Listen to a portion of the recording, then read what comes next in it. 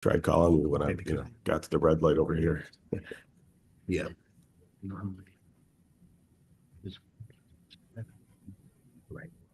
Right.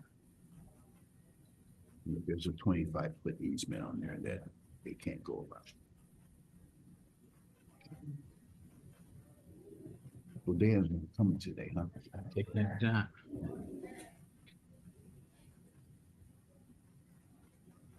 Good afternoon and welcome to the March 27, 2025 special meeting of the Henrietta Town Board. I'd like to call the meeting to order. Please call the roll. Councilmember Page. Here. Councilmember Belanca. Present online. Councilmember Barley. Here. Councilmember Stafford. Here. Supervisor Schultz. Here, we can't adjust the volume coming from the computer either at your end or on the feed end. All right, Rick. Oh, actually, let's start with the pledge. Yeah.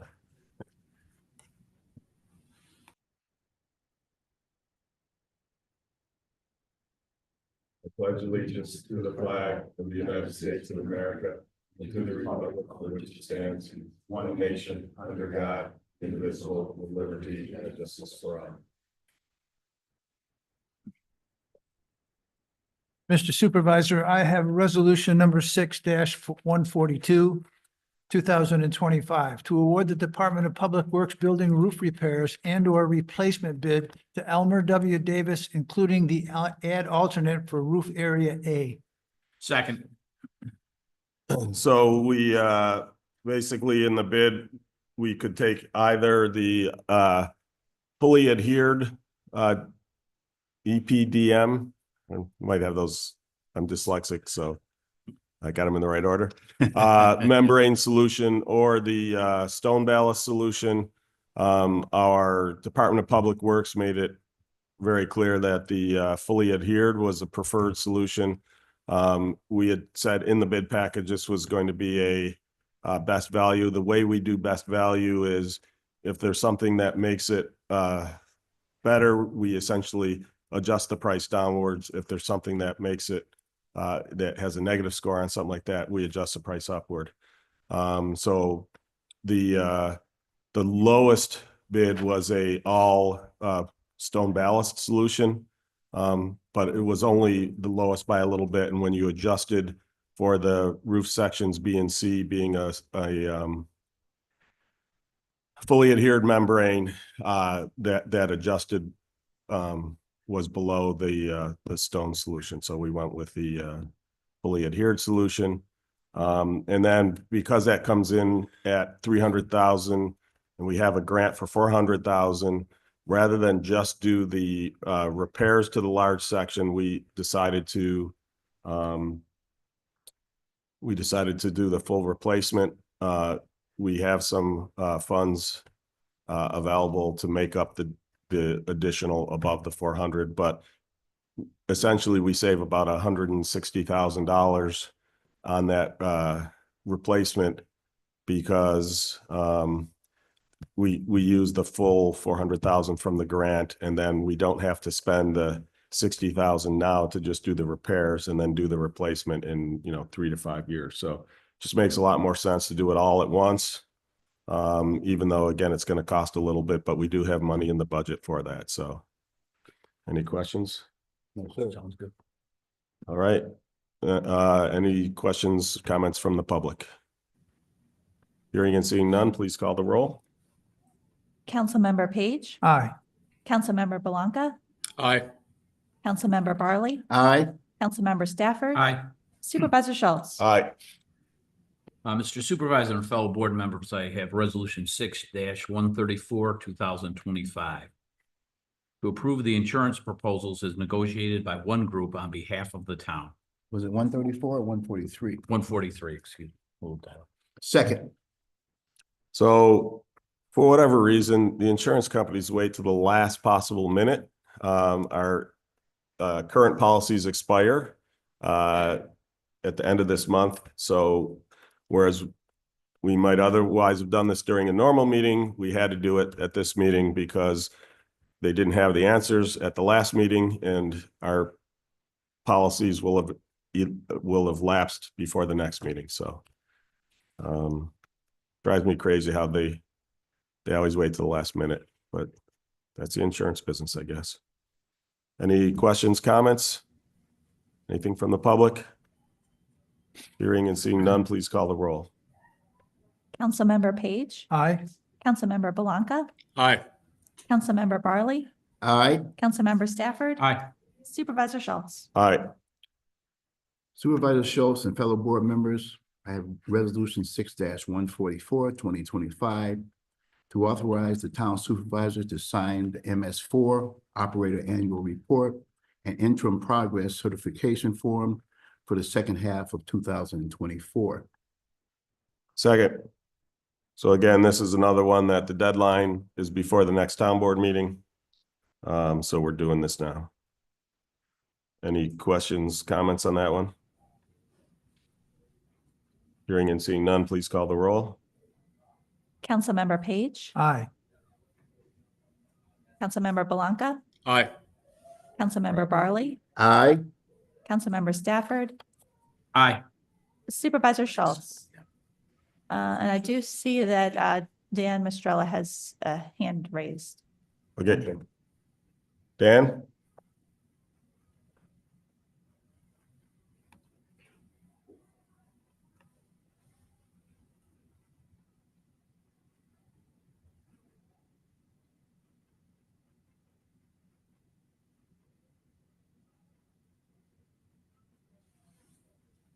I wonder if he can hear us. See him. Okay. Tell him to call Steve. Yeah, if he wants, he can call my cell phone. I was just gonna say, I can put it up.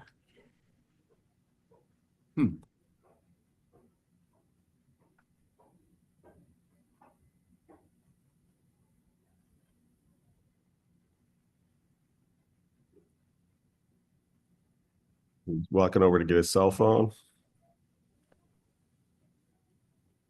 Here. Just You Dan. can have this back. You got it? Yeah. Okay. Dan, I'm gonna put you on speakerphone. Yeah, I'm sorry. I just wanted the board to know I'm here for this next resolution if they have any questions. I apologize for the audio. No problem. That happens. The more critical the meeting, the more likely you're gonna have IT issues. It's one of the rules of the universe, I think. All right. Next up, I have a resolution 6-145, 2025 to sell a 1.3 acre parcel of town property on Pinnacle Road. Second. So there was some discussion at the last town board meeting. We proposed through our realtor proposed essentially a counter offer. I wasn't 100% clear from the emails going through whether that was fully accepted. There was like an addendum signed, but I'm not clear. Lisa, if you want to come up and answer the question. I wasn't clear if we had a full signature on the accepted full We do not offer. have a signed signature on the contract. We only have a signature on the addendum. Okay. One of the things we did add as a clause is that since at this point, we don't know whether the Fagiano sale is fully going through, that if that sale is not fully executed, then we'd be able to accept the DePrimo offer. It's $1 less, but I don't think that will break our budget. So thank you, Lisa. Questions, comments? So go. I'm sorry. First, the board typically goes first, then to the public. So No problem. what we added was that there's a easement, a deed restriction on there for 25 feet along the southern border of the parcel, right? Yeah, the only thing I will say is if right at the road, so when you measure it on the imagery, it looks pretty clear that you can get a driveway in between the end of the guardrail and the start of that 25 feet. The issue that we're not certain, in talking with the Monroe County DOT, there is a Well, besides the guardrail, there's also a catch basin in there that they would prefer it not line up with the catch basin. So Okay. there may have to be a slight shift. So the very entrance might be in that 25, but the idea is as soon as it comes in, it would have to move, Clear out. the driveway would have to move outside that 25 feet. Okay. I wouldn't want that restriction to prohibit a driveway from going in. Gotcha. But the idea is that the driveway is as far to the north as possible. We did check with the DOT. There is not, they do not, I specifically asked them, would there be an opportunity to curve the guardrail more? They said no. So Okay. again, that ultimate entrance would have to get approved by the Monroe County DOT. We've asked them and they said they should be able to push that as far north as possible. I just haven't gotten out there and measured to make Right. sure that it's outside that 25 feet. So when we do the deed restriction, we would just make it clear that this does not prohibit an entrance off of Pinnacle Road. However, you know, if the entrance itself has to be within that first 25 feet, the driveway would angle to the northwest to be outside that 25 foot. And that was basically in response to a request from the neighbor to the south, Mr. DePrimo, to not have the driveway right up against his property line. All So, right. Thanks. any other questions, comments from the town board? And we'll open it up to the public.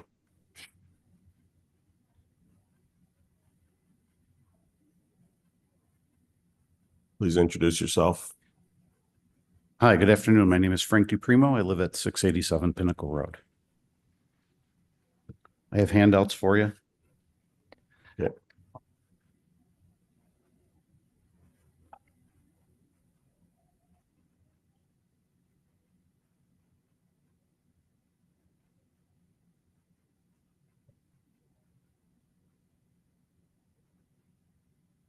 So,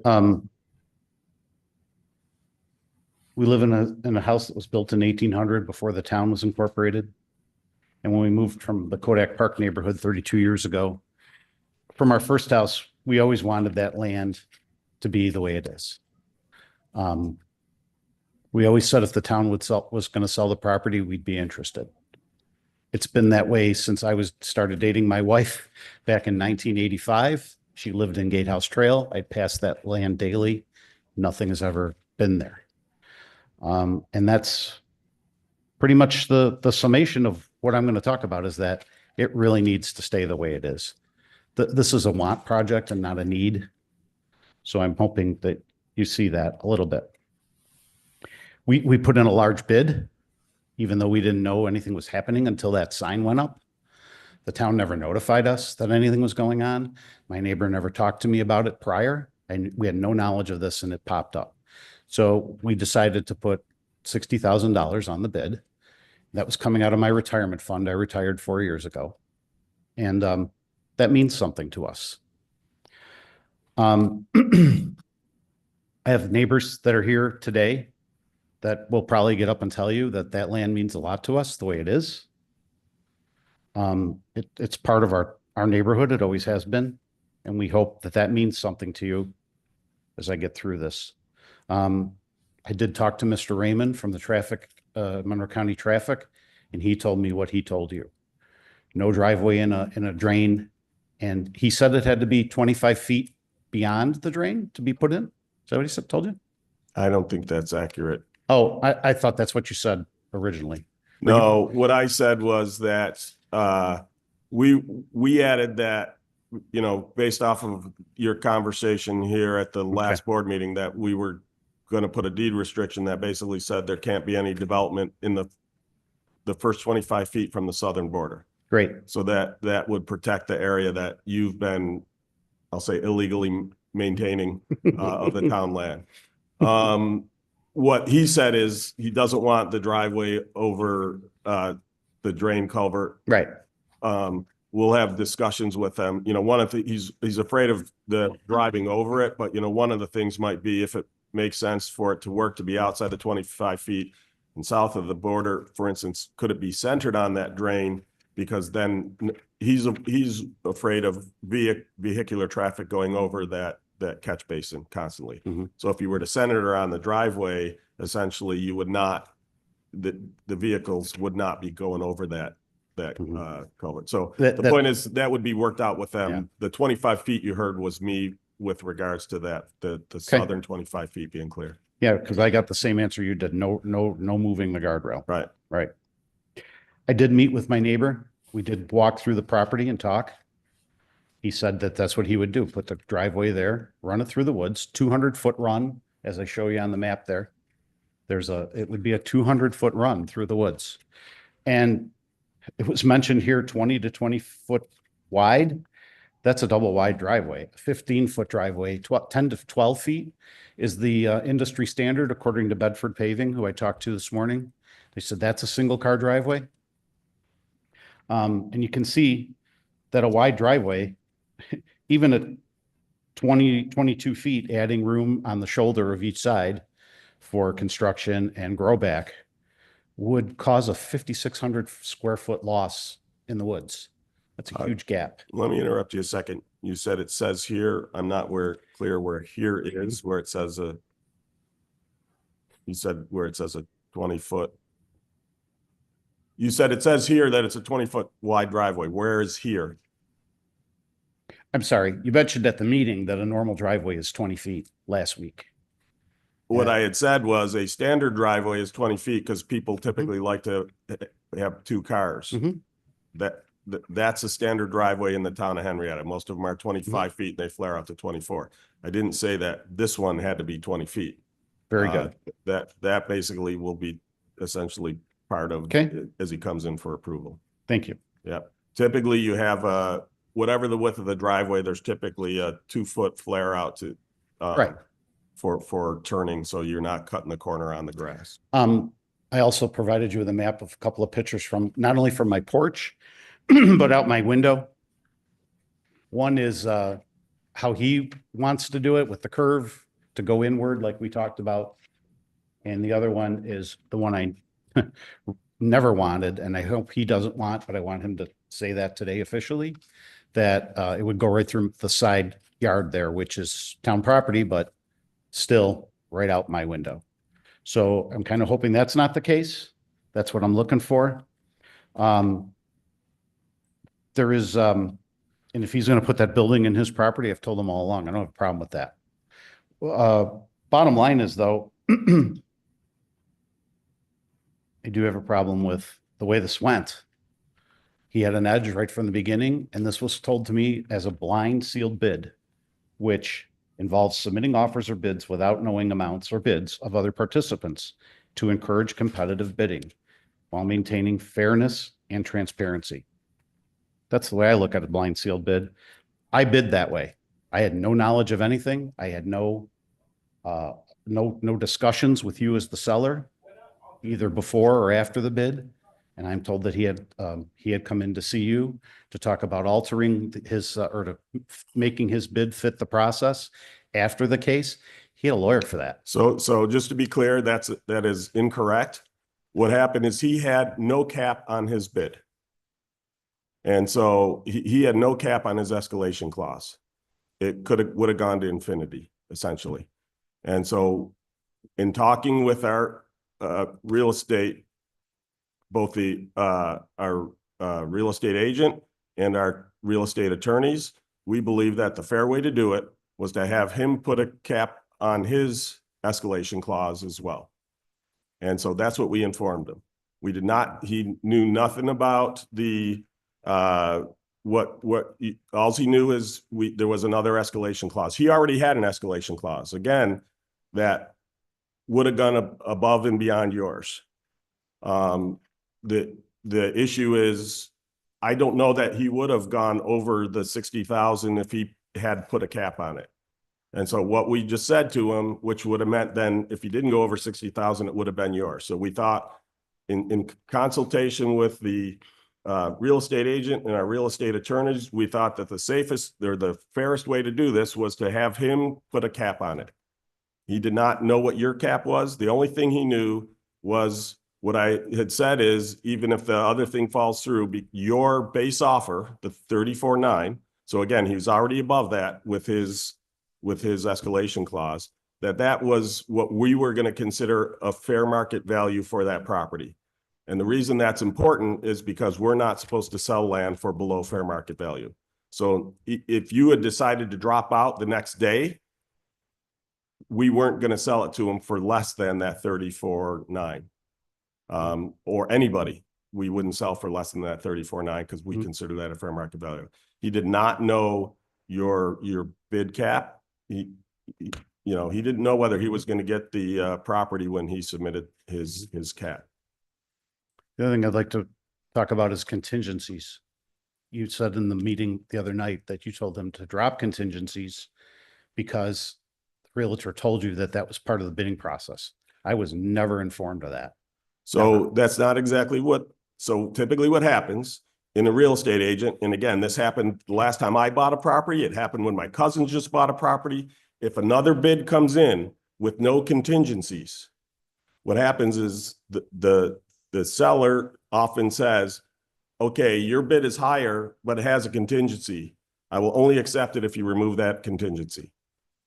So he had it contingent upon his approval. And the reason you do that is because let's say we accepted his with a contingency and now your bid goes away and then he doesn't get the approval. Now you've lost both deals. So that's why our realtor said, you need to have him remove this contingency or else you have to reject his offer, in which case you would have gotten the bid. So again, that's not collusion. That is standard practice. And it happened. I can't think of a sale recently that hasn't had that happen where the realtor says, you have to come in with no contingencies because we have other non-contingent bids, right? And that includes home inspections, that includes fully cash offers. They basically say you have to remove those contingencies. So again, I don't see how this is being made a big deal of, because that's standard practice. Bottom line is, supervisor, he should have dealt with the realtors. You're the seller. I've sold a house. I never talked to the seller. I bought this house, never spoke to the seller. Everything went through my agent. And that doesn't appear transparent. And that's what government is about. That's a buzzword in government. Let's face it. You see it on the news every day. Clearly it is transparent because you knew he talked to us. So if we weren't being transparent, you wouldn't have known that discussion occurred. It did occur. When I bought my land where I built my house, I talked to the owner. It's not somehow illegal. And again, from a transparency standpoint, we made it clear what was said in that conversation. There seems to be this concept that realtors are honest and politicians are dishonest. Well, I take real offense to that. Okay, there seems to be this accusation, and I can see your realtor standing next to you, and she's probably going to say something to that. I get it.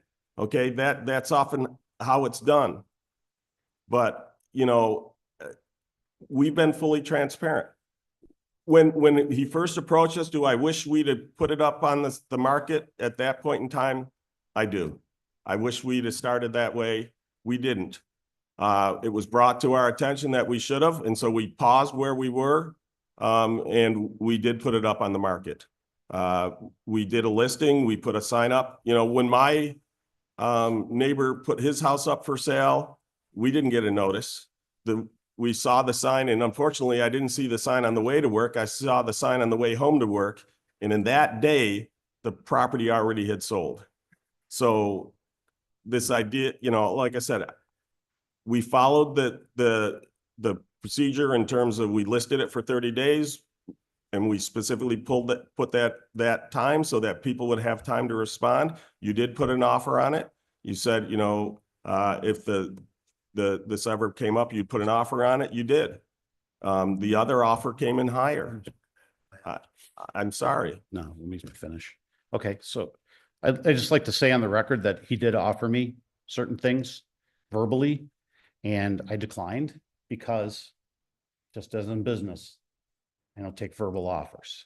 If it's in writing and it's one thing, and if we resolve the little strip of land issue legally, If this all happens, I'm okay with that. But my wife and I discussed it and we said no, because things can happen. You know how things go. And there's a gentleman's agreement with no witness, et cetera. And now all of a sudden things change for a myriad of reasons, not just because he's Sure. going to do what he's going to do. I do think Okay. legally, correct me if I stray, but I do think legally all real estate transactions have to be in writing. You can't Right. sell verbally. Yeah. And I just want him to know on the record here today, because he's sitting there, that that's why I did what I did. Gotcha. So honestly, I think the board has three options. You sell it to him. We deal with the issues, and if there's any legal issues of how this all went, I'm going to explore that a little bit just to see. You cannot sell the land. You can sell it to me, and those two options, I'm done. We're done. I'm out of the way. I'm out. I appreciate the fact that you're thinking about restrictions. I would ask, if you sell this property, the restrictions include a smaller driveway, right? So he can get a car down there and whatever, right? And that building remains where he said it was going to go originally, inside what is currently his property line. The whole issue with that was there just wasn't enough easement there, right? If the building is up front, there's an opening there.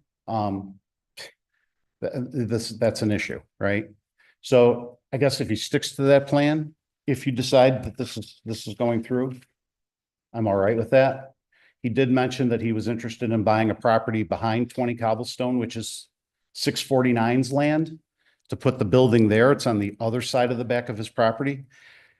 That's an extension of that driveway. Now it's almost out to 400 feet if he goes around the perimeter. So I don't know what's going on with that. He did mention that to me. I want you to be aware of that. That is a consideration. It's got nothing to do with me. It's way in the back. My concern is that driveway in, how it's going to look and how it's going to affect my property value. That's what I'm concerned about. I'm not happy that he had a upper hand in this bid. I think that was incorrect. I do. But that happened before I even got involved.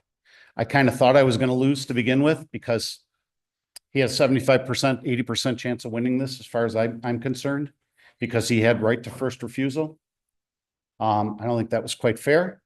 My wife and I believe that was kind of a biased move. It was honest mistake done to correct another mistake. Yeah, I get it. Not accusing you of anything on purpose, but that's where I stand. That's it. Thank you. Thank you. Chelsea Rowe, Howard Hanna. One thing I just wanted to say about when the bids are coming in, we don't typically, as an agent, if I'm dealing with multiple offers and I'm talking to another agent, I don't ask them to remove anything. I basically go back and I say that we need a highest and best.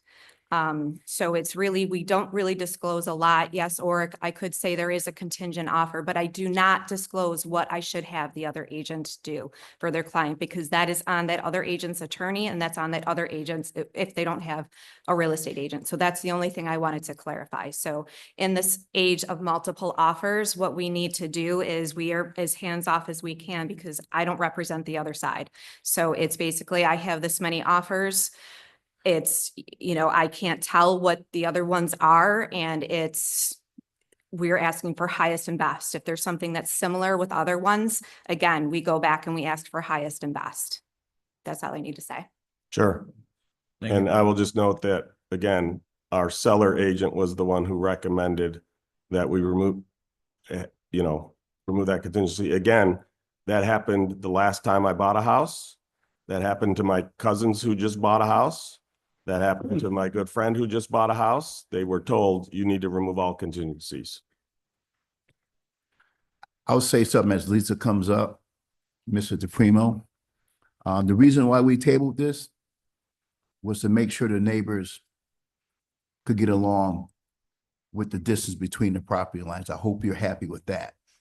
I don't know if this deal is going to go through. We don't have a signed contract yet. But in an effort to make sure that you, as a neighbor living next to this, felt good about it, even though you didn't get the property, we tabled it to make sure we had this deed restriction in there. I hope that's some kind of solace for you. Okay. Sorry, Lisa, go ahead.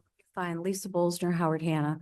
So I will mention that the DePrinos contacted me first in reference to the property. And because I was in a contractual obligation with the town of Henrietta, I chose not to represent both sides, which I'm very grateful that I did. And I referred them to Chelsea. And I will also say that when it comes to deals and we're in a multiple offer situation, we don't just look at price, we look at terms and conditions. And I mean, price is important. So yes, it is not uncommon for realtors to talk between themselves and say, look, you know, you've got the highest offer, we like your terms, but you've got contingencies. So, you know, we can counter it, which is what we talked about doing, is basically writing a counter. At that price, you have to remove your contingencies, and they remove their contingencies prior to that. So it's not uncommon, because there's a lot of other things when you're looking at an offer, and I'm not saying that the DePrinos offer wasn't equally as good as the other offer, because it was with less involved.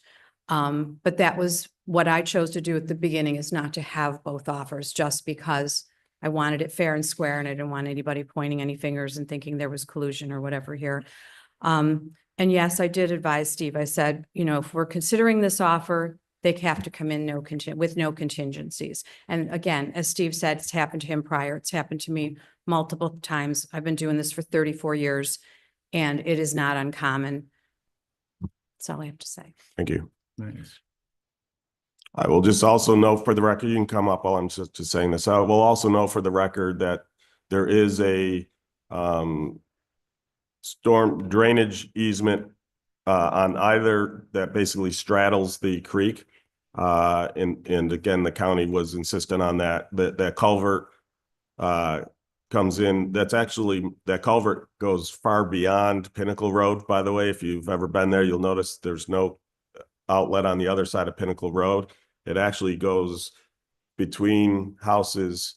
Goes under my driveway. Actually. Yeah. It comes out far on the other side. So, you know, that's an important drainage easement. So, you know, there can be no development within that drainage easement. So again, the majority of this land will sit undeveloped. And you know, our understanding from Mr. Fagiano is that he basically wants to put a driveway through it. And so as he does essentially the site plan for that lot, he would have to show us where he's putting the driveway.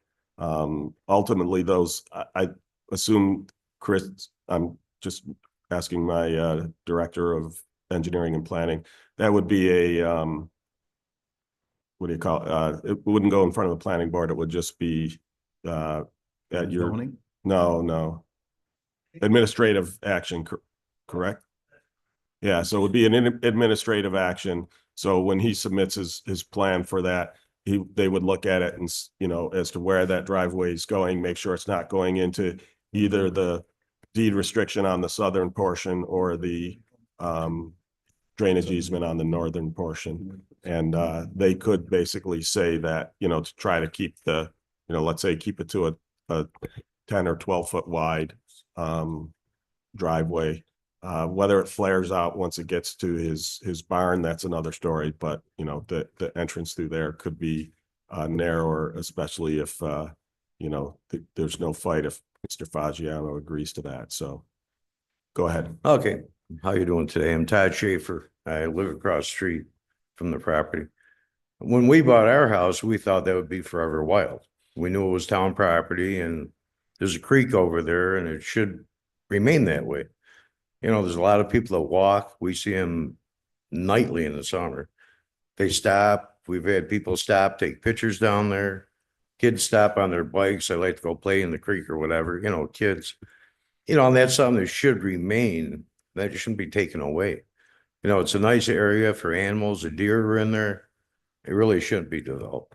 It's been that way for who knows how many years. You know, I'd hate to see that disturbed. You know, I don't know what the environmental impact will be. I don't know if anyone's looked at that.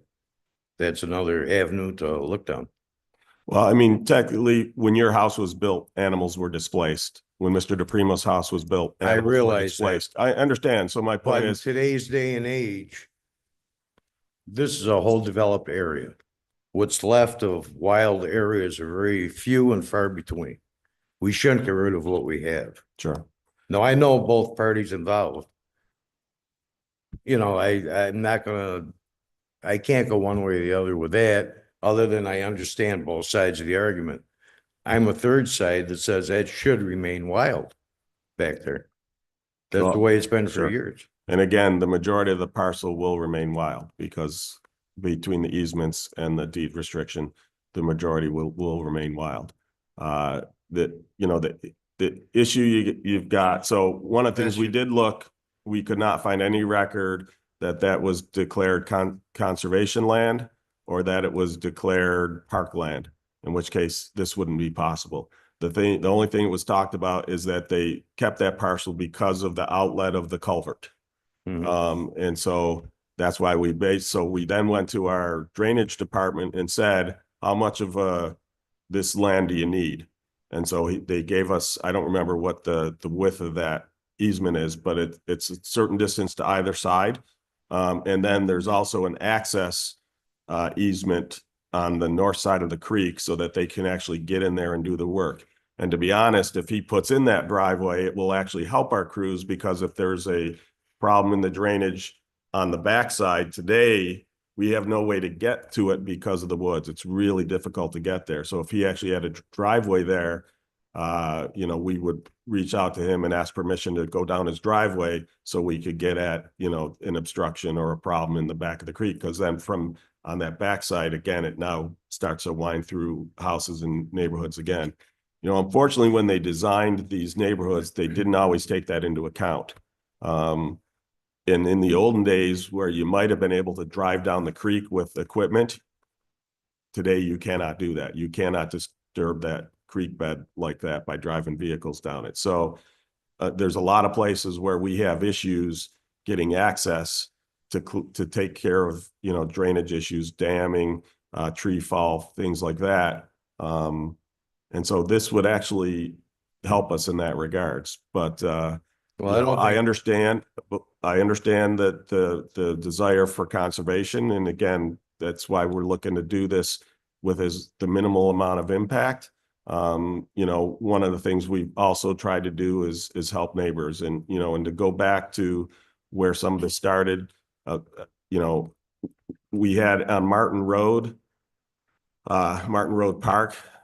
It was a conversion of an old farm. And what often happens on farms is, okay, the farmer's kids want to live there, build a house on the farm. And so they carve out as small a parcel as possible and build that house on it because the rest of it's farm, but it's all the same family. Well, then when it sells, and in this case, it's sold to us as a park, now the park, and actually it's the farming operation, because when it was sold to the town, to be a park, it was, I believe, the Tirabassi farm, and they put something on it that until it gets developed as a park, that it continues to be farmed.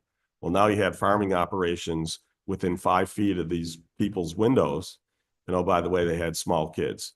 And so we basically said, okay, let's move that back, right? And we didn't go put the stuff up for sale, and we didn't go to anybody else in around there, because the idea was we were trying to help these neighbors out, that it doesn't make sense to have a park right up next to these people's house.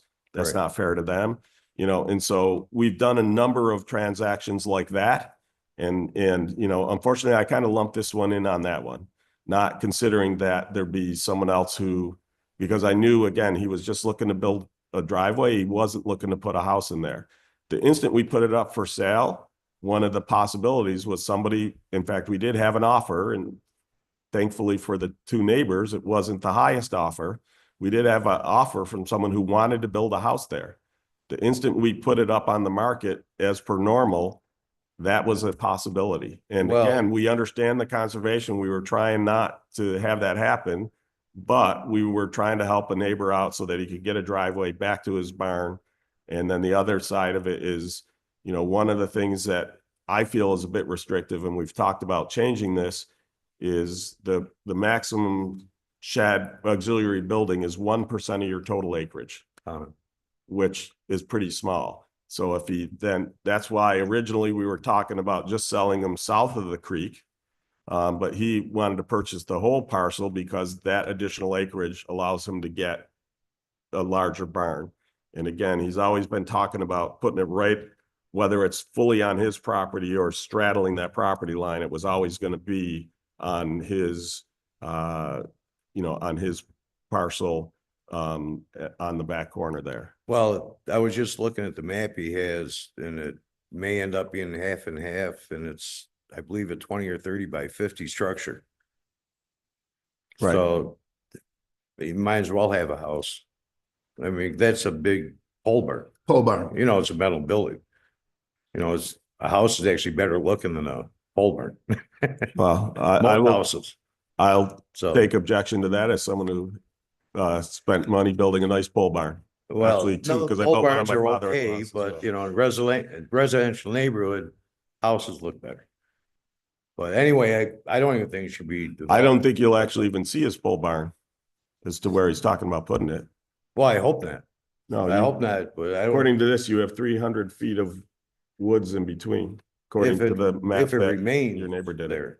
Yeah. You know, I mean, once somebody buys property, they can do what they want with it because it's their property. So there should be restrictions on that as far as keeping it wild up there. Leaving the trees, you know, so people still stop, sit on the guardrail, look over the guardrail, kids walk down there, that type of thing. So, Okay, thank thank you. you.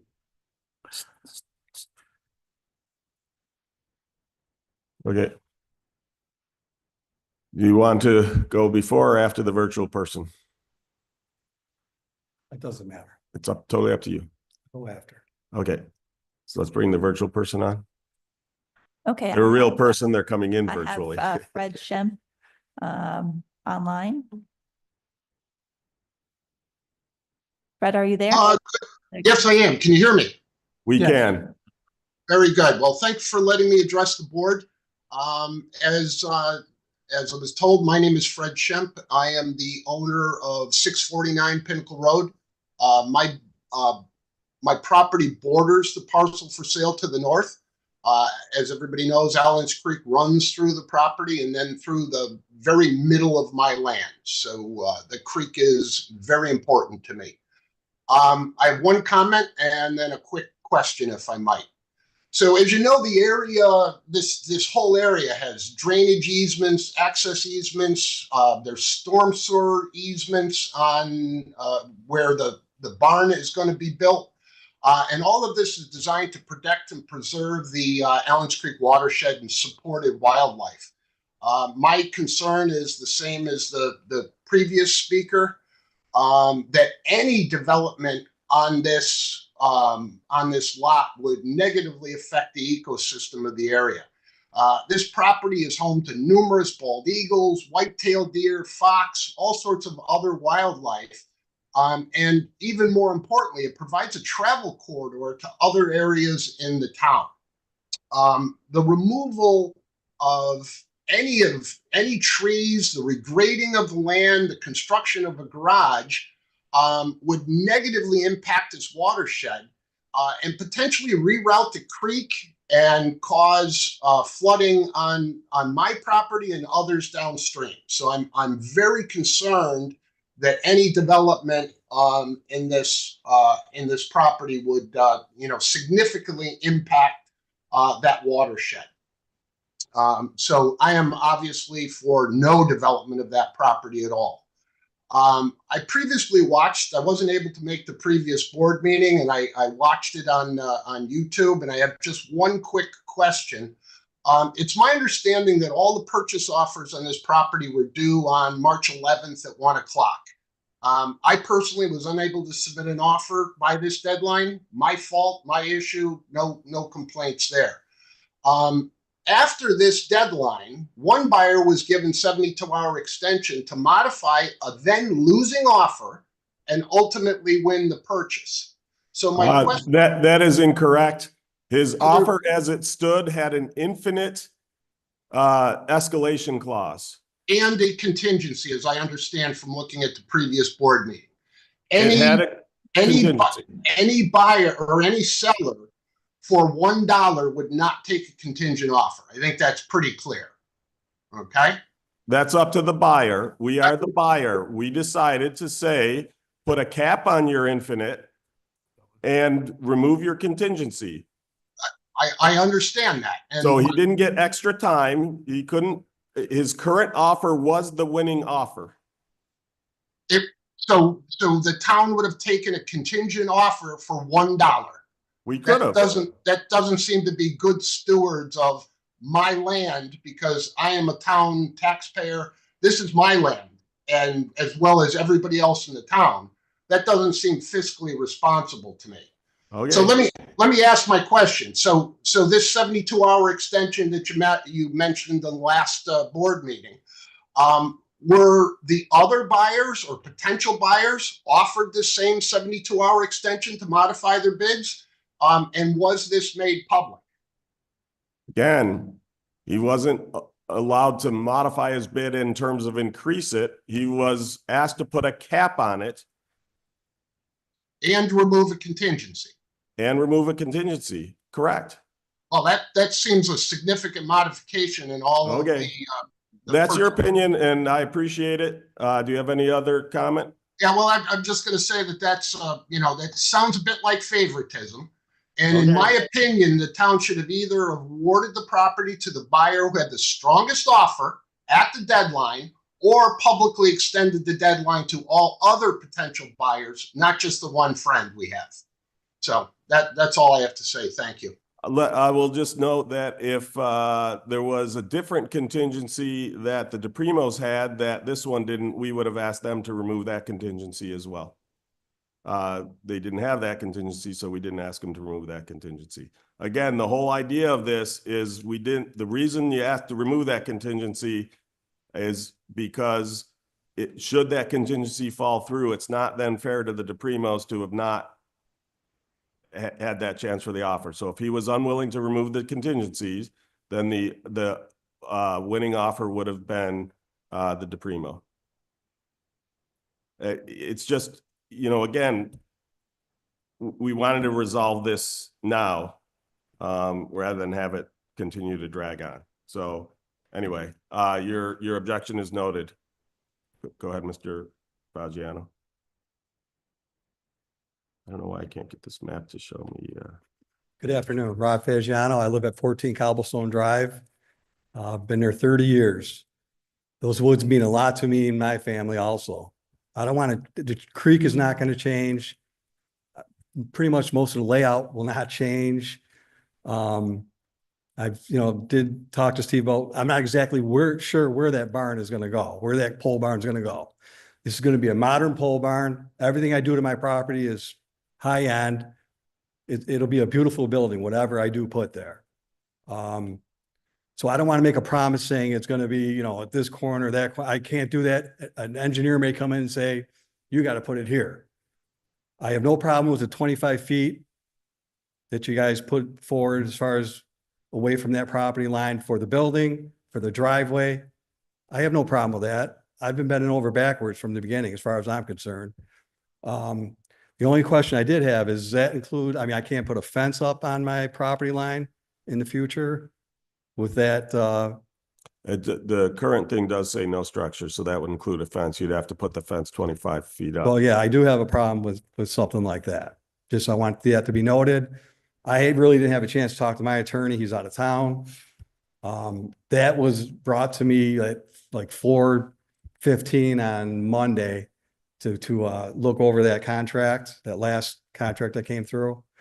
So we kind of, went through that under duress and weren't sure exactly what that contingency was. It actually it went to your attorney prior to that. It may have. I know I got a call it. Yeah, it definitely went out prior to that, because then he notified us that he was going to be going on vacation. So we made sure we had it to him before he left Okay. to review. Yeah. So I got a call at and that's actually exactly when I was meeting Mr. DePrimo to gotcha. look at the land, and I thought that went well. I think he was happy with what I had to say. That's basically, I don't know if you guys have any questions for me. I do. I'll be glad to answer. This fence, are you looking to put it up the driveway? No, just my property line. I'm not even, that may never happen. I'm just saying, Okay. I'm buying this property. It's 1.3 acres, but really it isn't. It's, Right. I mean, most of it's unusable. And Right. I have that 30-foot easement for the creek, and now you guys want to take another 25-foot away. For, you know, for the price that I'm looking at, it's getting small. Understood. And I'm not happy about that, but I have no problem putting that barn 25 feet from there or that driveway. I have no problem with that. But now you're telling me I can't even use my property? I mean, No, you can use it, that it's was an issue as to whether there could be structures there. yeah, and again, I can't see me putting a fence up and then I still own 25 feet beyond that fence. It just doesn't make any sense to me. So you're not looking to put a fence within that 25 feet up the driveway. Is that what you're saying? As of right now, no, but No. I'm just saying, I won't He's be saying able he would to. never be able to. I will never be able to. Okay. You haven't signed the contract yet, right? I thought I did, but I guess I didn't. You still thinking about You it? signed an addendum. The you addendum, didn't- I heard didn't- that from yeah. Lisa. So we Yeah. don't have, the thing is, there's an addendum to an addendum to an addendum, so we basically sent forth a clean contract that contains all Yeah. the I just got current that clauses. like at Yeah, so- 11:30 this afternoon. Okay. I haven't even looked at it yet. I mean, Gotcha. yeah. I haven't it's looked. basically everything, That was you've in- essentially agreed to everything in it, it's just it gets ugly when you have addendum to an addendum to an addendum. It can get confusing as to what's in it. So Lisa went through and looked at everything and boiled it down and put it into the standard MLS contract. And put in the stuff there for the, about the deed restriction. 25 foot. So we can check with your neighbor as to, I'm assuming he would prefer not to have a fence there. We can have that discussion. In terms of where the barn is going, as far as I'm concerned, and I would direct our engineering department towards this end, to me, it has to be on the backside of the woods. Not Yeah, I don't not want on it on the front. I know that. I don't want understand. it on the Okay. side of my house. I Right. want it looking towards the back of my house, Right. as Right. far back as I can get it. Yeah. But I Right. don't know, because I don't know if you guys have actually seen the property, but there's a pretty There's good a dip. incline. Right, decline and there. so going back to the previous person's comment, one of the things that, again, the engineering department, you can't disturb the watershed, you can't disturb the floodway. Right. You can't, so there'll be there will absolutely be restrictions in there to prevent exactly what that person was concerned about. But my point being, like when I look at here on this particular, I can't tell exactly where the property line is, but like, it looks like there's I'll call it an indent in the tree line at the northeast corner of your property. And so the point being, if somewhere over there, get it with this tablet, it just Jumping around in. it just took all the imagery away. It just seems to do stuff on its own. It's possessed.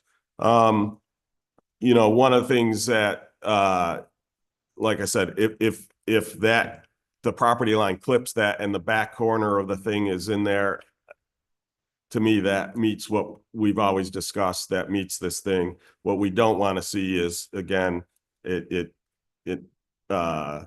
not being on that back corner. If these trees are on your property and you want to take down a tree or two to fit that, Mhm. as a property owner, that's your right. In terms of the idea here is, to try to do something that works for everybody. Right.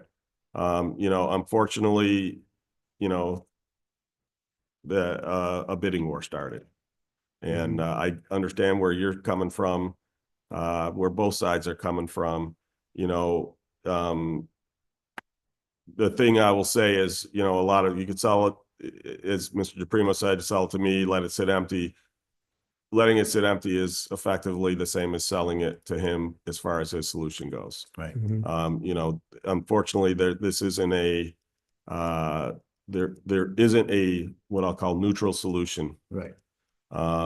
between the two sides here. So Right. we're trying to get as close to that as possible by doing the things like that 25 feet, by trying to, work to make sure that the barn is on the far side of the woods and that the path of the driveway is such, as to minimize the impact on the woods. That would be, again, our engineering department's purview in terms of working on that. Contrary to the previous thing, you don't get to do whatever you want if you own the property. There are restrictions and limitations and things like that. So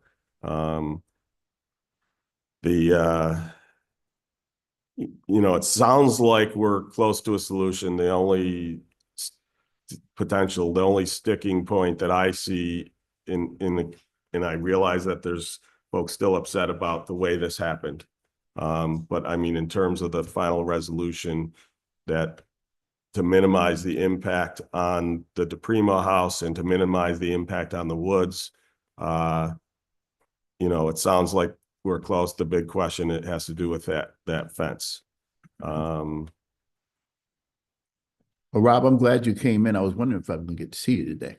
Yeah, last week I didn't even realize it was on the agenda, to be honest with you.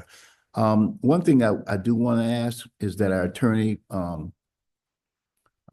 chime in about I'm sure he hung up. he can't do that? Well, he can. He'd have to call me back. Oh, hell. Well, I just wanted to I'm here.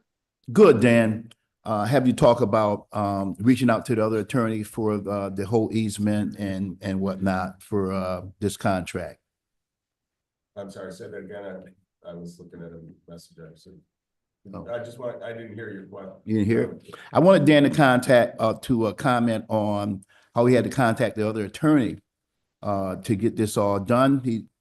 No reach out? It's not Dan. So, So Dan is our Yeah. town attorney. Tyler is our real estate attorney. So Tyler reached out to the Tyler other is one. attorney? But it sounds like Yeah. Dan has audio. yeah, I do. I spoke with Tyler Okay, and informed him what happened at the last board meeting. He in turn spoke with Mr. Fagiano's attorney.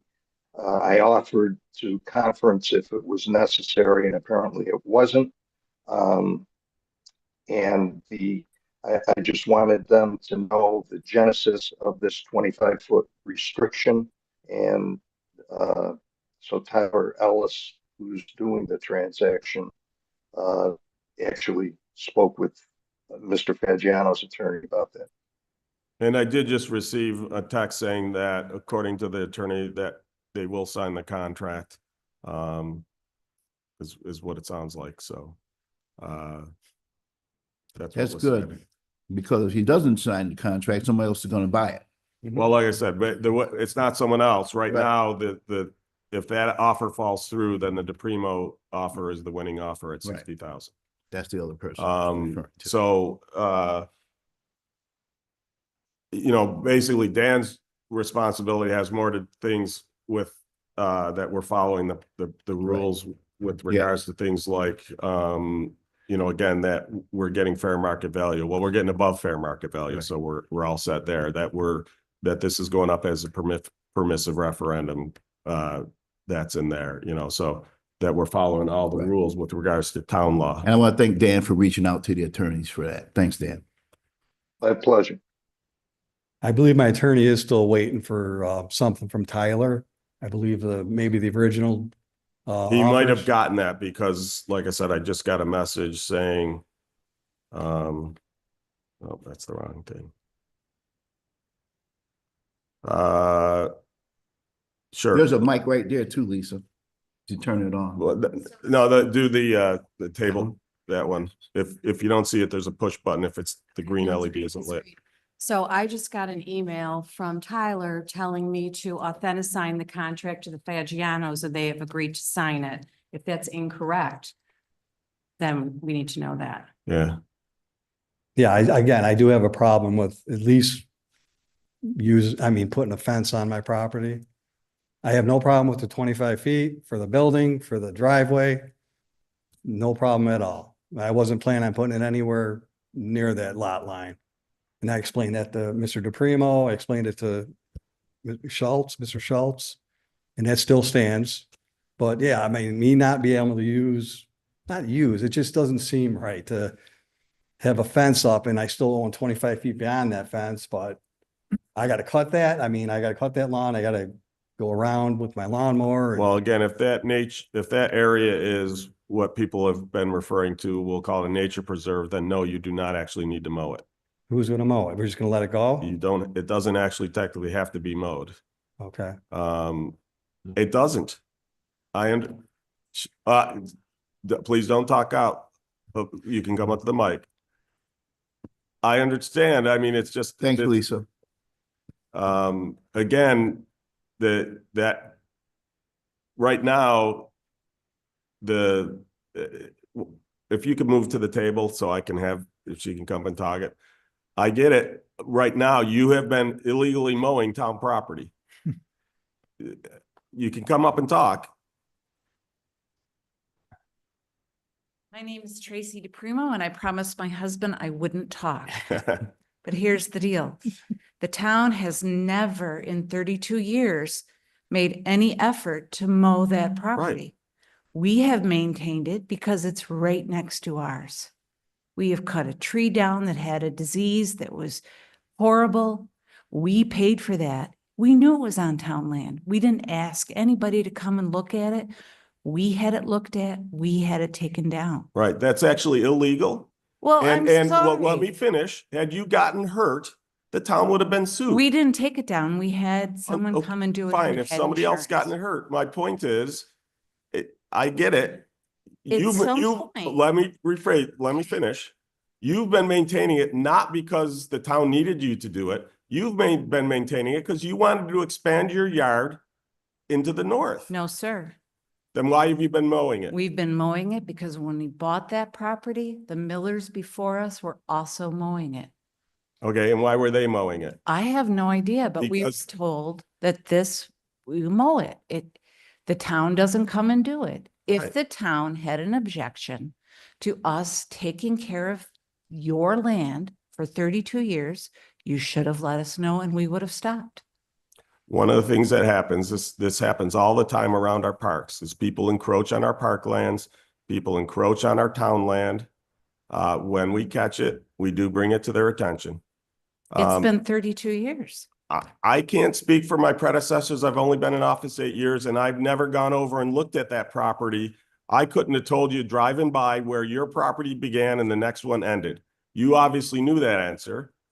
I didn't. So there are other places where people are encroaching on the land, on town land, and when we find it, we do ask them to stop. We even have one where somebody built a basketball court on a portion of town land. We basically come through with a saw. We gave them time to move it, come through with a saw, cut it, and remove the portion that's on town land because it's illegal. So you say that there are only two solutions. One, that you sell the land to the Fagianos. Two, if they don't like the contract, you sell it to us. Right, We're fine with that. right, Now, third solution, don't sell it at all. right. Leave Again, it the way it is. and which essentially is, I'll call it your solution. That's what your interest is to keep it that way. You know, I will say that for that $60,000, right? That's $60,000 less we have to collect in property taxes. That's it, $60,000 we can use towards parks. So, But that $60,000 right, was supposed to be a wild, crazy bid because the town land is not worth that. That lot. so we had two wild, crazy bids that competed against each other and your wild, crazy bid lost. And I understand that, but this goes back to, you said you wanted to see it open up as that's what happens when you put it on as a real estate offer. We just had this at a house that sold for, someone that said it was close to $100,000 over the asking price because you had two wild, crazy bids that greatly, they had escalation clauses well over what the asking price was. Okay, that's the market today. You're right. as I understand understand. it. So this is on, But the market today, they don't usually give one of the people who was bidding on the land first right to refusal. We didn't stand a chance from day one. No one who put an offer in stood a chance because he had the ability to come in and overbid us by $1. Right. So again, I beg to differ that nobody gets right of first refusal. The neighbor at my house, at my old house, has right of first refusal on my property. On Bailey Road. Okay. It's not common, I will grant you that. And It's not not fair common, to but- the other bidders. Okay. Okay. There's nothing I can say to that. You consider it unfair and I understand. I understand. Again, I get that. Zero, Howard Hanna. I would just say as a town entity, as, you know, the municipality, if I'm sorry, I can't say it correctly. I would just say that it's not a regular sale per se. So I think that that's where things get colluded. And so that's where people are getting upset because if it were just the regular private sale and not having that first right of refusal, I think that's where things get a little, like I said, colluded, because if you're the municipality, then it should have been more hands off, I think. I think that's the main point of what people are feeling. Thank you. Thank you for your opinion. Oh, I'm sorry. Hi, Stuart Soloway. I reside across Pinnacle Road from the property, What address? 656 Thank Pinnacle. you. I'm just curious if Mr. Fagiano did not want to build this driveway, would the town have sold the property? If no one had ever approached us to sell the property, to buy the property, we would not have probably put it up for It would sale. have remained forever wild as it has been. It's not forever wild. That's not a valid term. There's no conservation easement on it. It's not designated parkland. It is not forever wild. But Mr. Fagiano wanted to build a driveway, so it is appearing as if Mr. Fagiano is going to get to build his driveway. Mr. Fagiano requested if we could sell it. We said we would consider it. We started down that process. A board member pointed out we should put this up for sale in case other people want to buy it. We did that. And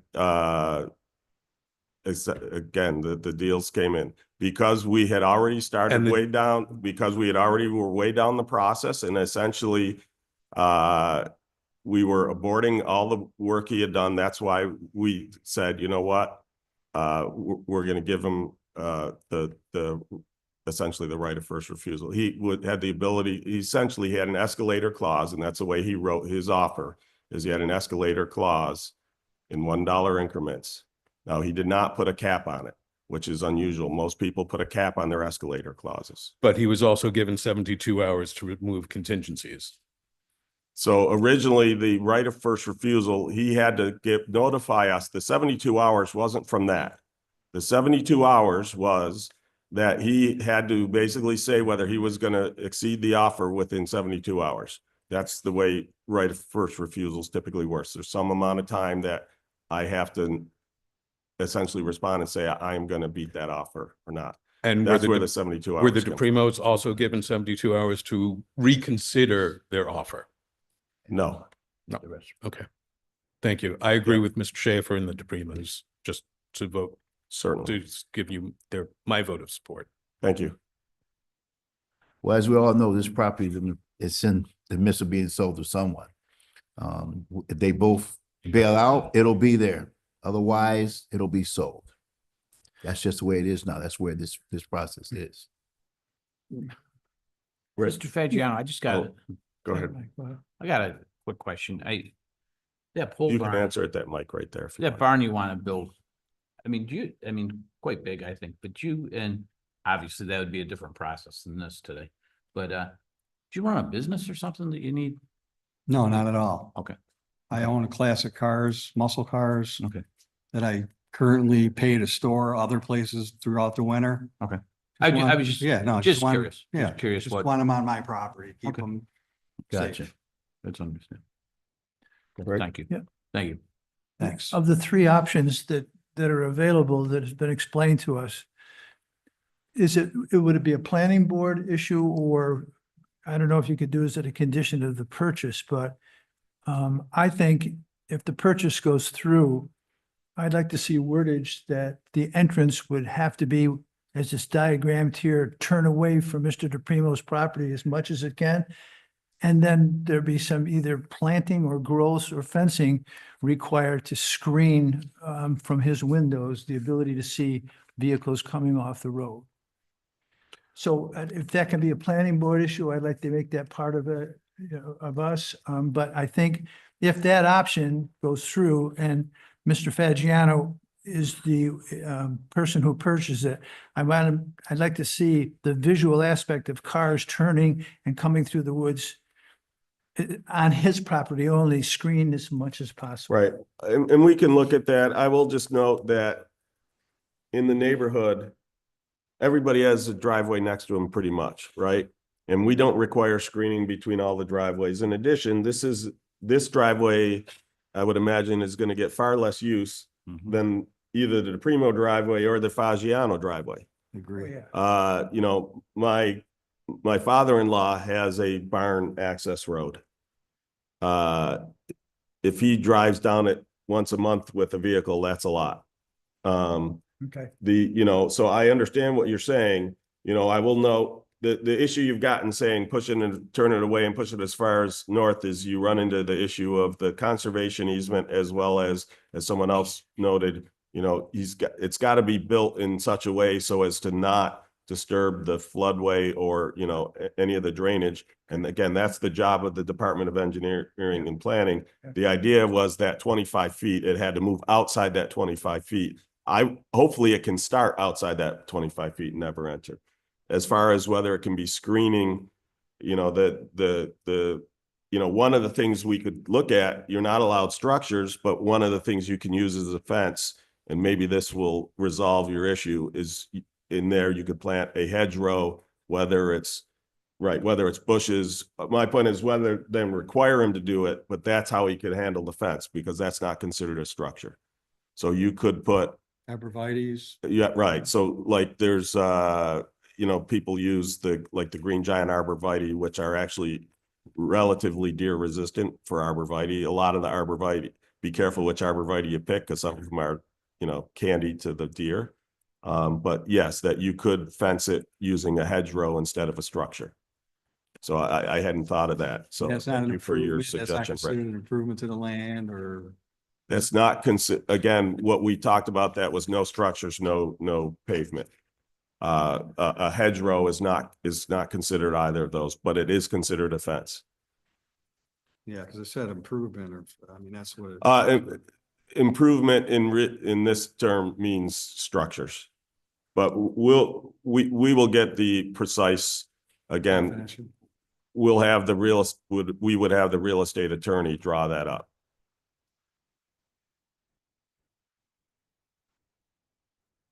Other questions, comments? Just in my own mind, Mr. Fagiano, I'm just wondering, are you gonna buy this property? That's what I'm wondering. Do we want to, Table it. no, we're not gonna table it. I didn't know if, are we ready to go, or did we want to have a, Yes. we do. executive session? Mhm. I make a motion to have an executive session. Okay, Joe, we will call you if he's, he had to leave. Joe, we won't call you since you're teaching right now. I just need a subject for the exec session. It's the one about real estate purchase. Thank you. Okay, so we are going to adjourn to executive session. We will be back shortly. I will just note that most of the staff, Chris, you're probably the only one who can't be excused, but you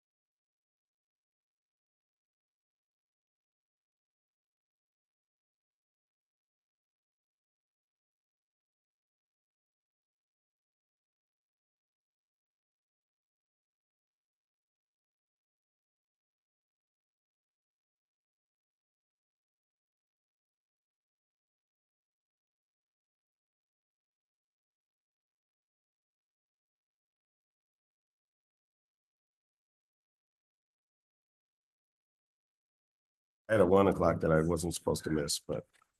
Yeah. Okay, I'm going to make a motion that we amend the approval to state that the Fagianos have until 5 p.m. today to accept the offer. If we do not receive an accepted offer, the accepted Contract? counter offer, whatever that was sent by our real estate attorney, we will then instead accept the DePrimo offer. So Second. it should say, be it further resolved that, let me bring up the thing to figure out the best way to word it.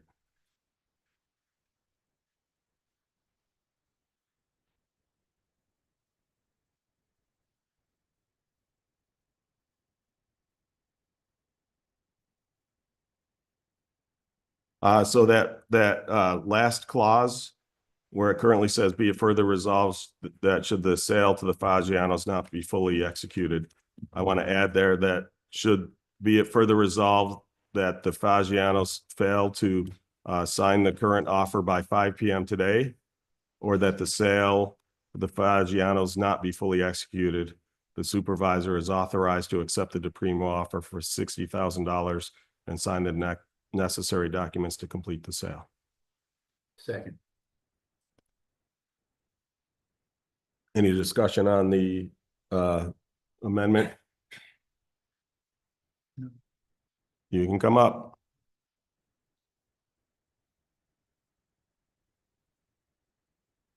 I mean, obviously, I'd like to discuss it with my lawyer who is not in town. I don't know how to handle You that. might want to call. You have, well, and you do have, again, all the offers, the thing that typically it's 72 hours. You have 72 hours for attorney approval. 3 days? Is that not 70? Okay, 3 days. You have 3 days for attorney approval. So Okay. that's why I kept in the not fully executed, because if he basically, if your attorney doesn't approve the offer, essentially that gives you 3 days, but we need the signed offer. Okay. This has been dragging on.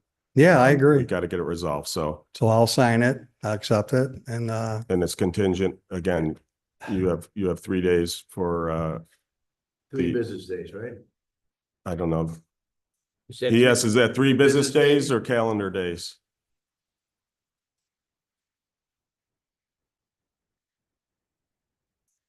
And weekends. So it would essentially be Monday. Since it's Thursday today. Yeah, Monday. 5 o'clock. Monday.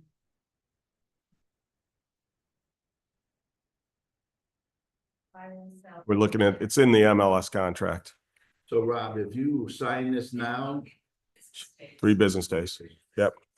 Okay, so if you sign this now, and then suddenly, before you get with your attorney, you decide you don't want it, you can tell them, don't approve it, let us know, and the deal will just go to them. to the sounds great. DePrimo. Yeah, Fair enough. that's fair. I mean, yeah, The 3 business days for attorney approval is, as I understand, is standard MLS. So, Great. right. So Lisa was saying from the audience that this was written on a standard MLS contract. so I have, is it till Monday then, or? Well, you so gotta- again, you you have have to to sign sign it it today. but- And then you have 3 days. I don't know if the default, yeah, Lisa, come up. I don't know if the default action, if we don't hear from you, is that considered it's executed, or? So he has 3 business days. So it starts the end of business today. So the contract has to be signed by 5 o'clock tonight.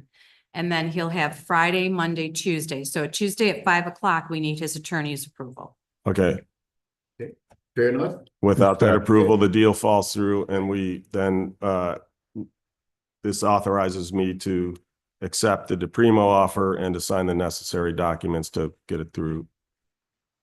Is this gonna be an e-sign sort of thing? I'll send it to you through your. Because I my wife, got your emails from, they were sent to me from Tyler, who must have gotten them from your attorney and asked me to e-sign it to you. yeah, that's fine. All right, great. All right.